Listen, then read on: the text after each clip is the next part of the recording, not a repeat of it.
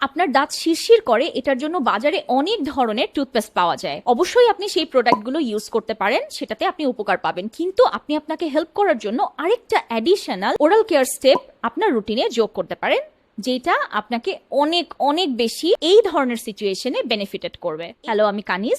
আমি একজন biochemist. Deer ডায়েটের হেলথ কনসালটেন্ট হিসেবে গত 5 বছর ধরে কাজ করছি। রিসার্চ ব্যাকড ডেটার সাথে লাইফস্টাইলকে মেলানো আমার প্যাশন। আমরা বলছিলাম গাম মাসাজিং এর কথা। আমরা অনেকেই এই স্টেপটার কথা জানি না, অথবা কিভাবে করতে হয় সেটাও প্রপারলি বুঝতে পারি না। গাম মাসাজ করার জন্য আপনার হাতই যথেষ্ট। গাম প্রপারলি মাসাজ করার জন্য অবশ্যই আপনার নখ কেটে নিয়ে হাত ভালোভাবে সাবান দিয়ে ধুয়ে নেবেন।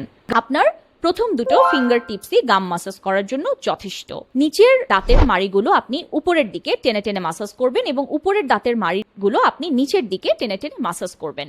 এটাতে করে যেটা হবে, আপনার যদি গাম রিসেশন বা গাম যদি পেছন দিকে সরে গিয়ে দাঁতের একদম গোড়ার অংশ বের হয়ে যায় এবং সেখান থেকে শিরশির অনুভূতি হয়, তাহলে এই গাম রিসেশনটা আস্তে আস্তে কমে আসতে থাকবে। আপনার দাঁতের মাড়ি আগের পজিশনে একটু একটু করে ফেরত যাবে।